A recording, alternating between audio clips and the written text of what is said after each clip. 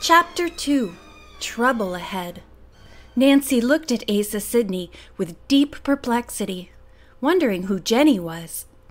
"I think you're mistaken," she said, smiling. "I'm Nancy Drew, and this is the first time I've ever been here." "Oh, how very odd." She set the tray down on a bench and gazed at a portrait over the fireplace. It was a fine oil painting of a Titian-haired young woman who resembled Nancy. She realized that in the flickering candlelight she must look very much like the person in the portrait. I must have been dreaming," Asa Sidney murmured, dropping his arms and shaking his head. "Well, well," he continued, "that's all we old folks have left. If it were not for our dreams, we should be poor indeed." Nancy was silent, not certain just what reply, if any, was expected from her. "However," Asa Sidney went on, looking at her with a smile, "you were a very lovely vision as you entered the room. While drowsing, I seemed to see my dear wife step down from the picture up there. If I can't tell a very pretty and very much alive young woman from an old piece of canvas and paint, then I shall have to visit an oculist." Nancy chuckled. "May I congratulate you on your 100th birthday?" she said. "Carol fixed this tray for you." Asa Sidney laughed a little bitterly. "Pardon me, my dear," he said, sitting down again. "I'm afraid I've become a lonely, cross old hermit. Carol is a good girl, a very thoughtful young person, to remember a date that means nothing to anybody else." "Surely it is worthwhile to celebrate one's 100th birthday," Nancy remarked. "Why, your name should be in the papers, and your picture, too." "No, no," protested the old man. "That's all vanity and display. Why should I be honored for my existence? I haven't tried to live longer than anyone else. I've read interviews in the newspapers.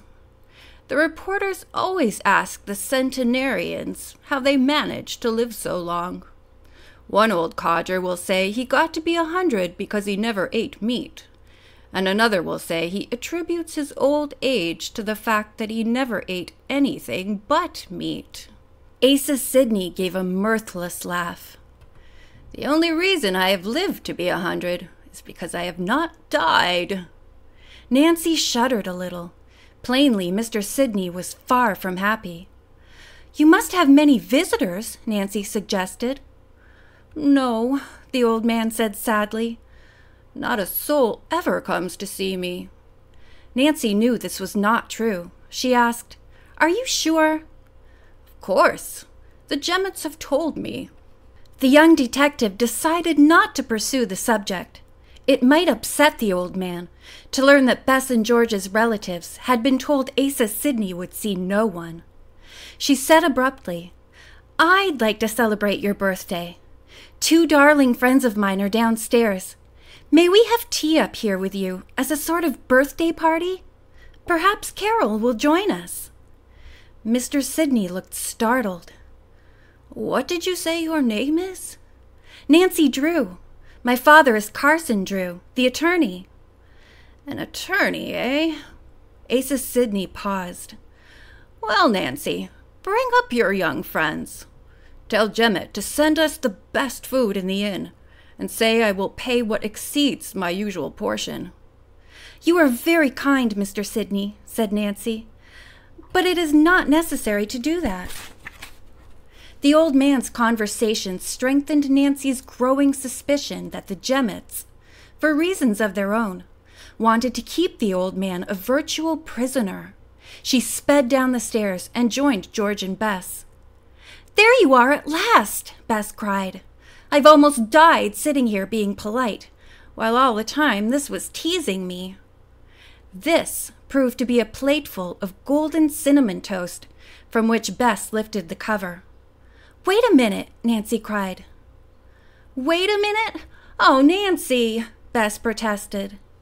In a whisper, the young detective told of her visit to the tower. Her friend's eyes opened wide in surprise at what she had learned. "We're going to have dinner up there," Nancy announced. "I'll call Hannah, and she can phone your parents." She rang a little bell on the table, and Carol came to answer. "Carol," said Nancy, "all of us are going to have a birthday dinner with Mr. Sidney. He invited us." "Oh!" the young waitress exclaimed. "I'm afraid—" As Nancy took hold of Carol's hand, she wondered, "Does Jemmett have everybody intimidated?" Aloud, she said, "Please tell Mr. Jemmett to come here." Jemmett was a tall, rather heavy-set man, slightly bald. "Yes, miss?" the manager asked, his voice purring as he bowed to Nancy. "We've decided to have a more substantial meal," Nancy said. "Of course we'll pay for the tea and toast." Jemmett bowed more deeply. "We'll have jellied consommé, sliced breast of chicken, hearts of lettuce with Roquefort dressing, nut bread, ice cream, chocolate layer cake, and fruit punch," Nancy said, mentioning the items that had been on Carol's tray for Mr. Sidney. "That sounds good to me," murmured Bess, and George nodded in agreement. The man bowed and replied, "I shall hurry your orders, miss." "One thing more," Nancy said. "We want this meal served in the tower room with Mr. Sidney, and I should like very much to have you give permission for Carol to join us." The suave, sleek Jemmett bristled.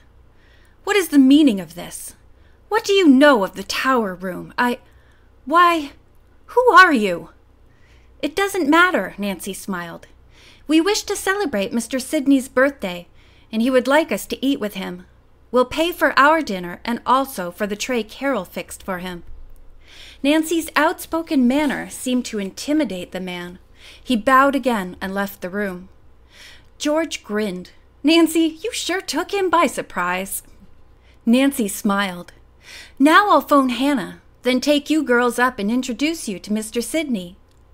The line was busy, however, so she led her friends toward the stairs. Carol came toward them. "How did you ever persuade Mr. Jemmett to let me join you?" she whispered.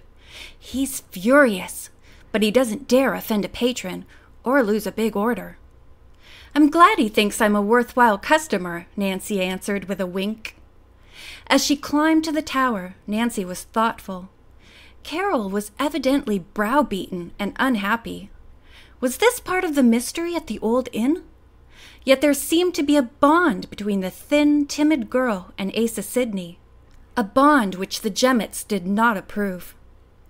Nancy had arrived at no conclusion when the girls reached the door of the tower room and knocked. Bess and George gave a little start when they saw the ghostly room and its elderly occupant. "I'm afraid you'll find this strange tower of mine scarcely prepared for your delightful visit," Mr. Sidney said with quaint courtesy. "However, you are most welcome."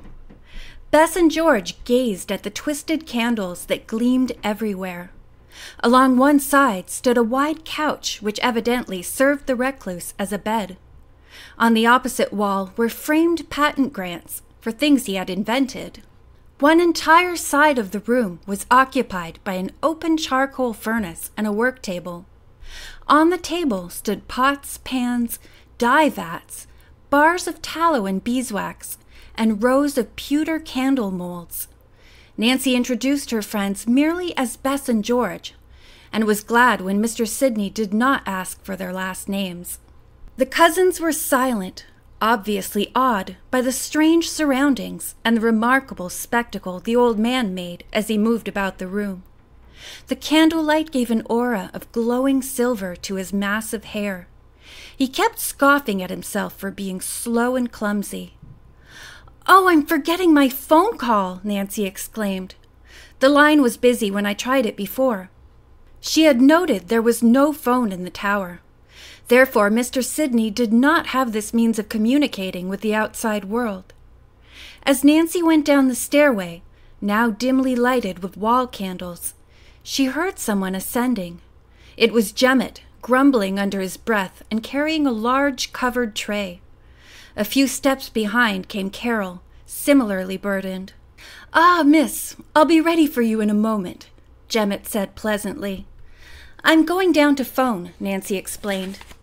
She closed herself into the booth. In a moment, Hannah Gruen, the warm-hearted, efficient housekeeper of the Drew household, answered. "Hello, this is Nancy." "Thank goodness you called," Hannah said. "I was getting worried. Did you find the place?" "Oh, yes, it's very quaint. I'll tell you about it when I get home. Bess and George and I are having dinner here. Will you please call their parents for them?" "Glad to. But I want to know, did you speak to their relative?"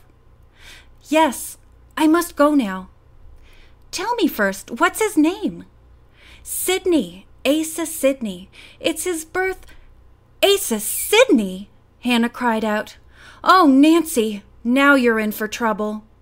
Click. The line suddenly went dead, and although Nancy tried for 5 minutes to have the connection restored, she was unsuccessful. Evidently, the wind had blown down some wires. Nancy climbed the stairs, more puzzled than ever. How could old Asa Sidney make trouble for her? End of chapter 2.